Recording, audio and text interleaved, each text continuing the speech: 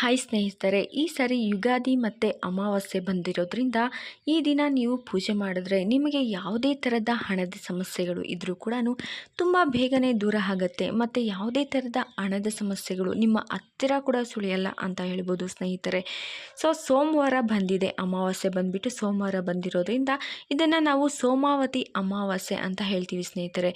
ಇದನ್ನು ನಾವು ಯುಗಾದಿ ಅಮಾವಾಸ್ಯೆ ಅಂತ ಕೂಡ ಕರಿತೀವಿ. ಈ ಅಮಾವಾಸ್ಯೆಯು 2024 ಏಪ್ರಿಲ್ 8ರಂದು ಬಂದಿದೆ. ಇದು ನವಗ್ರಹ ದೋಷದಿಂದ ಆರ್ಥಿಕ ಸಮಸ್ಯೆಯಿಂದ ಮುಕ್ತಿ ಹೊಂದಲು ಈ ಯುಗಾದಿ ಅಮಾವಾಸ್ಯೆಯೊಂದು ನೀವು ಈ ಥರ ಪರಿಹಾರಗಳನ್ನು, ಈ ಥರ ಪೂಜೆಗಳನ್ನು ಮಾಡ್ಕೋಬೇಕಾಗತ್ತೆ ಸ್ನೇಹಿತರೆ.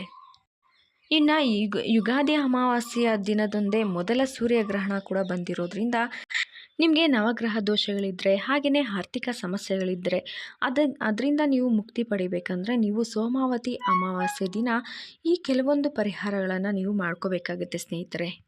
ಇನ್ನು ಸ್ನೇಹಿತರೆ, ಯುಗಾದಿ ಅಮಾವಾಸ್ಯೆ ದಿನ ನೀವು ನಿಮ್ಮ ಪಿತೃಗಳ ಹೆಸರಲ್ಲಿ ಒಂದು 5 ರೀತಿ ಆಗಿರೋ ಸಿಹಿ ತಿಂಡಿಗಳನ್ನು ನೀವು ಮಾಡಬೇಕಾಗುತ್ತೆ ಸ್ನೇಹಿತರೆ.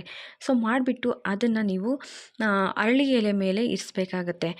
ಅದಾದ ನಂತರ ಅದನ್ನು ನೀವು ಅರಳಿ ಮರಕ್ಕೆ ಅರ್ಪಿಸಿ ಮತ್ತು ನಿಮ್ಮ ಪೂರ್ವಜರಿಗೆ ಕೈ ಜೋಡಿಸ್ಕೊಂಡು ಪ್ರಾರ್ಥನೆ ಮಾಡ್ಕೊಳ್ಳಿ. ಇದಾದ ನಂತರ ಆ ಪ್ರಸಾದವನ್ನು ತೆಗೆದುಕೊಂಡು ಹೋಗಿ ನೀವು ಜನರು ಇರ್ತಾರಲ್ವ ಅವ್ರಿಗೆ ಹಂಚಿಬಿಡಿ ಸ್ನೇಹಿತರೆ. ಯಾವುದೇ ಕಾರಣಕ್ಕೂ ಇದನ್ನು ಮನೆಗೆ ತಗೊಂಡು ಬರೋಕ್ಕೆ ಹೋಗಬೇಡಿ. ಅಲ್ಲಿನೇ ಅರಳಿ ಮರದ ಹತ್ರ ಓಡಾಡೋ ಜನರು ಯಾರಾದರೂ ಇರ್ತಾರಲ್ವ ಅವ್ರಿಗೆ ಹಂಚಿಬಿಟ್ಟು ಬನ್ನಿ ಸ್ನೇಹಿತರೆ.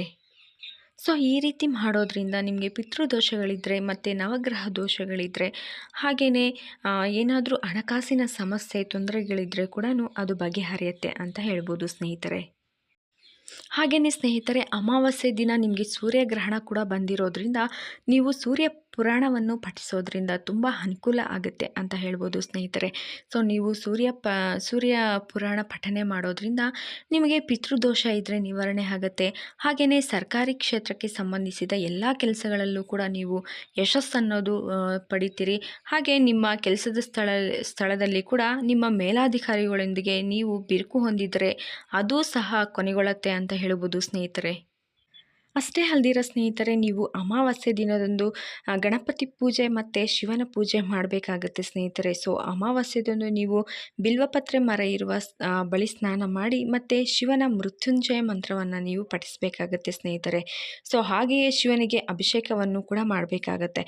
ಈ ರೀತಿ ಮಾಡೋದ್ರಿಂದ ನೀವು ಉತ್ತಮ ಆರೋಗ್ಯವನ್ನು ಪಡಿತೀರಿ ಅಂತ ಹೇಳ್ಬೋದು. ಹಾಗೆಯೇ ನೀವು ಹಣಕಾಸಿನ ಸಮಸ್ಯೆಗಳಿಂದ ಪರಿಹಾರ ಕೂಡ ನಿಮಗೆ ಸಿಗತ್ತೆ. ಆದಷ್ಟು ಬೇಗ ಪರಿಹಾರ ಮಾಡ್ಕೊತೀರಾ ಹಣಕಾಸಿನ ಸಮಸ್ಯೆ ಇದ್ರೆ ಅಂತ ಕೂಡ ಹೇಳ್ಬೋದು ಸ್ನೇಹಿತರೆ. ಅಮಾವಾಸ್ಯೆ ದಿನ ಇನ್ನೂ ಒಂದು ಕೆಲಸ ನೀವು ಏನು ಮಾಡಬೇಕಂತ ಹೇಳಿದ್ರೆ, ಅಮಾವಾಸ್ಯೆ ದಿನ ನೀವು ಅರಳಿ ಗಿಡ ಇರುತ್ತಲ್ಲ, ಅದನ್ನು ತಗೊಂಡು ಹೋಗಿಬಿಟ್ಟು ಏಕಾಂತ ಸ್ಥಳದಲ್ಲಿ ನೆಡಬೇಕಾಗತ್ತೆ ಸ್ನೇಹಿತರೆ. ಅಂದರೆ ನಿರ್ಜನ ಸ್ಥಳದಲ್ಲಿ ಅರಳಿ ಮರವನ್ನು ನೆಡಬೇಕಾಗತ್ತೆ. ಸಾಧ್ಯವಾದರೆ ಕನಿಷ್ಠ 1 ವರ್ಷ ಈ ಸಸ್ಯಕ್ಕೆ ನೀವು ಸೇವೆ ಕೂಡ ಮಾಡಬೇಕು ಸ್ನೇಹಿತರೆ. ಈ ರೀತಿ ಮಾಡೋದ್ರಿಂದ ವ್ಯಕ್ತಿಯ ಜಾತಕದಲ್ಲಿರುವ ನವಗ್ರಹ ದೋಷ ನಿವಾರಣೆ ಆಗುತ್ತೆ. ಅಲ್ಲದೆ ಸಂತಾನ ಕೂಡ ಪಡೆದುಕೊಳ್ಳೋದ್ರಲ್ಲಿ ಯಾರಾದರೂ ಅಡೆತಡೆಗಳನ್ನು ಎದುರಿಸ್ತಾ ಇದ್ದರೆ ಅವರು ಅದರಿಂದ ಕೂಡ ಪರಿಹಾರ ಪಡ್ಕೊತಾರೆ ಅಂತ ಹೇಳ್ಬೋದು ಸ್ನೇಹಿತರೆ. ಹಂಗಾಗಿ ನೀವು ಅಮಾವಾಸ್ಯೆ ದಿನ ಈ ಅರಳಿ ಗಿಡವನ್ನು ತಗೊಂಡೋಗ್ಬಿಟ್ಟು ನಿರ್ಜನ ಸ್ಥಳದಲ್ಲಿ ಅದನ್ನು ಸಸ್ಯವನ್ನು ನೆಟ್ಟಿ ಅದಕ್ಕೆ ಆದಷ್ಟು ನೀವು ಸೇವೆ ಮಾಡಬೇಕು ಅಂತಂದರೆ ನೀರು ಹಾಕೋದು, ಪೂಜೆ ಮಾಡೋದು ಇದೆಲ್ಲ ಮಾಡಬೇಕಾಗತ್ತೆ ಸ್ನೇಹಿತರೆ. ಈ ರೀತಿ ಮಾಡೋದ್ರಿಂದ ನಿಮಗೆ ನವಗ್ರಹ ದೋಷಗಳಿದ್ದರೆ, ಹಾಗೆಯೇ ಸಂತಾನ ಪಡ್ಕೊಳ್ಳೋಕ್ಕೆ ದೋಷಗಳಿದ್ದರೆ, ಹಾಗೆಯೇ ನೀವು ಯಾವುದೋ ಒಂದು ಅಡೆತಡೆಗಳನ್ನು ಎದುರಿಸ್ತಾ ಇದ್ದರೆ ಮತ್ತು ಹಣಕಾಸಿನ ತೊಂದರೆ ಇದ್ದರೆ ಅದೆಲ್ಲವೂ ಕೂಡ ನಿವಾರಣೆ ಆಗುತ್ತೆ, ಪರಿಹಾರ ಆಗುತ್ತೆ ಅಂತ ಹೇಳ್ಬೋದು ಸ್ನೇಹಿತರೆ. ಹಾಗೆಯೇ ಸ್ನೇಹಿತರೆ, ಅಮಾವಾಸ್ಯೆಯ ದಿನ ಮದುವೆ ಆಗದೇ ಇರ್ತಾರಲ್ಲ ಕನ್ಯೆಯರು, ಅವ್ರಿಗೆ ಮತ್ತು 5 ಜನ ಬ್ರಾಹ್ಮಣರಿಗೆ ನೀವು ನಿಮ್ಮ ಕೈಯಲ್ಲಿ ಪಾಯಸವನ್ನು ಮಾಡಿ ಅವರಿಗೆ ಅರ್ಪಿಸಿ ಸ್ನೇಹಿತರೆ. ಈ ರೀತಿ ಮಾಡೋದ್ರಿಂದ ನೀವು ಹಣವನ್ನು ಗಳಿಸ್ತೀರಿ. ಹಾಗೆಯೇ ನಿಮ್ಮ ಜೀವನದಲ್ಲಿ ಯಾವುದೇ ಸಹ ಹಣಕಾಸಿನ ಸಮಸ್ಯೆ ಇದ್ದರೆ ಅದರಿಂದ ಕೂಡ ನೀವು ಪರಿಹಾರವನ್ನು ಪಡೆಯುತ್ತೀರಿ, ಮುಕ್ತಿ ಪಡ್ಕೊತೀರಿ ಅಂತ ಹೇಳ್ಬೋದು ಸ್ನೇಹಿತರೆ. ಅವಿವಾಹಿತ ಮಹಿಳೆಯರಿಗೆ, ಕನ್ಯೆಯರಿಗೆ ನೀವು ಮತ್ತು 5 ಜನ ಬ್ರಾಹ್ಮಣರಿಗೆ ಪಾಯಸವನ್ನು ಮಾಡಿ ನೀವು ಅರ್ಪಿಸಬೇಕಾಗುತ್ತೆ ಸ್ನೇಹಿತರೆ.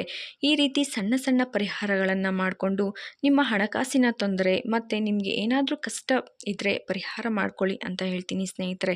ಐ ಹೋಪ್ ಈ ವಿಡಿಯೋ ತುಂಬ ಯೂಸ್ಫುಲ್ ಅಂತ ಅಂದ್ಕೊಳ್ತಾ ಇದ್ದೀನಿ. ವಿಡಿಯೋ ಇಷ್ಟ ಆದರೆ ಒಂದು ಲೈಕ್ ಮಾಡಿ, ಶೇರ್ ಮಾಡಿ, ಹಾಗೆ ತಪ್ಪದೆ ಚಾನಲನ್ನು ಸಬ್ಸ್ಕ್ರೈಬ್ ಮಾಡ್ಕೊಳ್ಳಿ. ವಿಡಿಯೋ ನೋಡಿದ್ದಕ್ಕಾಗಿ ತುಂಬ ಧನ್ಯವಾದಗಳು. ಮತ್ತೆ ಬೇರೆ ವಿಡಿಯೋದೊಂದಿಗೆ ಭೇಟಿಯಾಗೋಣ. ಅಲ್ಲಿವರೆಗೂ boy and love you all.